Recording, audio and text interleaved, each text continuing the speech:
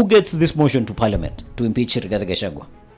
They'll just pick a proxy, as they usually do. They'll have a proxy, and most probably... Who is most likely to be that proxy? I don't know why I feel like... I did not want to say it for you, but I feel it's going to be Kimani Ichung'wah. It will not be Kimani. But again, if they do not do that... Now. Impeachment now. Yeah.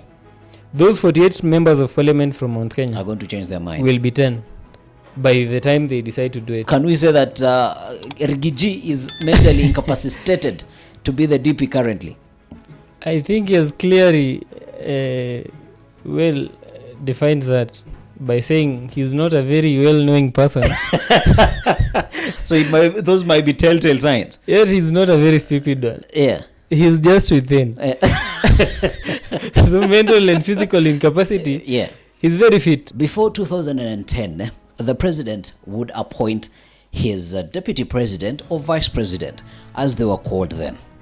When we got the Constitution 2010, the deputy president and the president were conjoined, where everybody or both of them had to go to the ballot to be elected as a duo. Hence, it being very tough for a president to fire the deputy. But exactly what does it take to impeach a deputy president?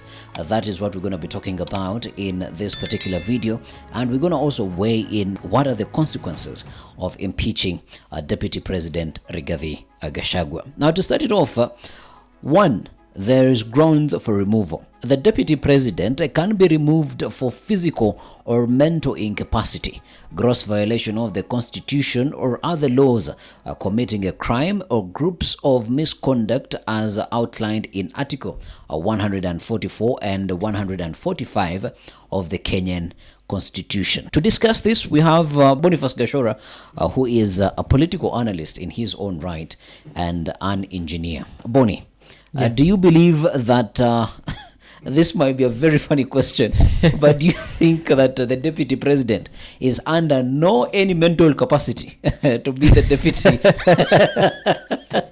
to be the deputy president? Because it's one of the grounds that a deputy president can be impeached. Yeah, can we say that Rigathi is mentally incapacitated to be the DP currently? I think he has clearly well defined that by saying he's not a very well-knowing person. So those might be telltale signs. Yet he's not a very stupid one. Yeah. He's just within. So mental and physical incapacity. Yeah. He's very fit. He takes some runs in the morning at 5 a.m. Yeah, but he stopped doing in the mountainside. He stopped doing He those. does only that now. He does not take photos. You seem to be an insider. The DCI will be sent to him. What is the generation of even this impeachment motion? Politics. Politics, and when you become deputy or vice president in this country, it's I think it's the hardest job in government, because you're subjected to serving a president who has a lot of friends around him. Who think you mean nothing to this country when you're deputy president. And what most of the deputy and vice presidents resolve to doing is politics. You think you're only one step away to becoming the president. You're very close yet too far from that position. And when they resolve to do their politics, it again becomes a war between him and his boss. Because when you're in that seat, all you're thinking of is being the president. There's no higher to go. It's only the presidency you want. And I think that's the genesis of all these problems you're seeing. Or do you even think the lack of clear designation of what a deputy president is supposed to do is also a cause for all this chaos? The constitution has no problem. When the constitution says that as deputy president you're the principal assistant, it expects you, in all loyalty, be loyal to the president. In his wrongs, be there, because you're part of it. You're part of the presidency. Yes. There is no way you will paint the president this way and paint yourself the other way. So I think there's no gap in the constitution. Right now, by just saying you're the principal assistant, you're supposed to help the president in conducting his duties. It's clear, very clear what you're supposed to be doing. What if the president you are a deputy to has the likes of Musalia Mudavadi and the likes of Fred Matiang'i? Then what does the deputy president? What is the deputy president left to do? The Matiang'is and Mudavadis of this world Yeah. come in handy for a president whose interests have to be served both locally and internationally. Mostly for Musalia, it's internationally. Yeah. And then for Matiang'i was locally. When you get into that office, you're deputy president. Yeah. The country recognizes you as deputy president. And if you cannot be deputy president and minister for everything, even right now when you peruse through the books, you'll not see that there was a time that Matiang'i became deputy president. Yeah. It was not there. Only that he brought himself forward to the president and showed him that I am here to help you. And the president trusted him more than the deputy president. It's about the quality of people we get there. Yeah. If you cannot be trusted by your boss, the president, you have no point of telling us to trust you. And another take that is supposed to happen for the deputy president to be impeached, it needs to go through the National Assembly. Yes. And it says a motion of impeachment can be initiated by an MP with the support of at least a third of MPs. If 2/3 of MPs vote in favor, the Speaker informs the Senate for further proceedings. Who gets this motion to Parliament to impeach Rigathi Gachagua? They'll just pick a proxy, as they usually do. They'll have a proxy, and most probably... Who is most likely to be that proxy? I don't know why I feel like... I did not want to say it for you, but I feel it's going to be Kimani Ichung'wah. It will not be Kimani, but they'll pick someone from Mount Kenya. Why not? Because there seemed to be a very big, huge tussle between the two. Yeah, but Kimani is an all-out ni ule mtu wa ground. Enda pige ground, not in parliament. In parliament, I think they'll just pick someone. Yeah. Some MP from Mount Kenya, bring the motion in. I think they are going to get even 2/3 of the parliament to endorse him. The motion. Right now, the time is ripe, as Kalama says. Yeah. Piki Salama was saying that the time is ripe to do anything that the government wants. Yeah. So I think he'll have the backing even of some of the ODM MPs. Some or all? Some, not all.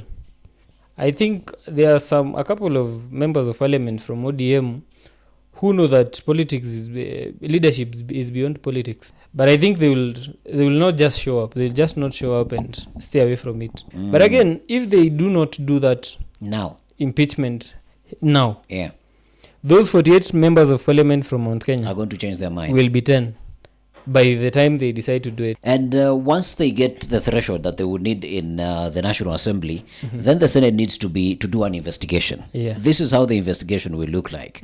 Now, the Senate appoints an 11-member special committee to investigate the allegations within 10 days, allowing the deputy president to defend themselves. Now, if the charges are substantiated, the Senate votes on the impeachment. Yeah, that's the bullseye of this that the Senate. Yeah.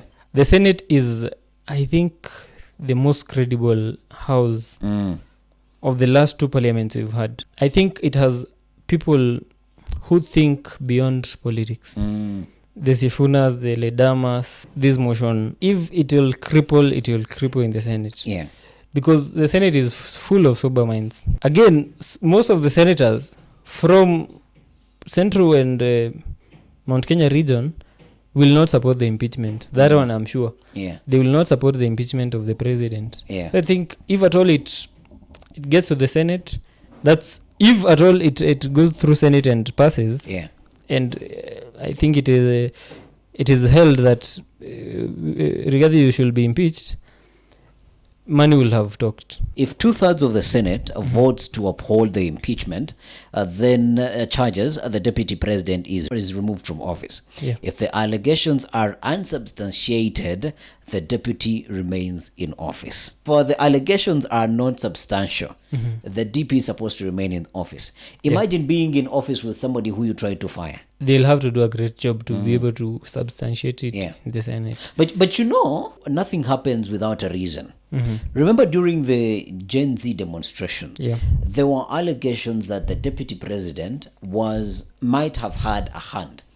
And even 3 of his staffers were taken to DCI for grilling. Yeah. No reports have ever come out of that.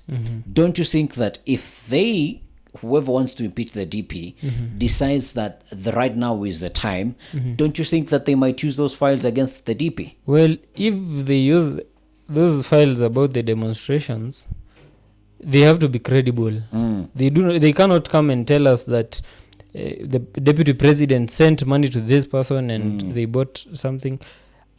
Having been part of the demonstrations, it is very unlikely that deputy president was any part of it, because he's part of what the demonstrators were fighting against.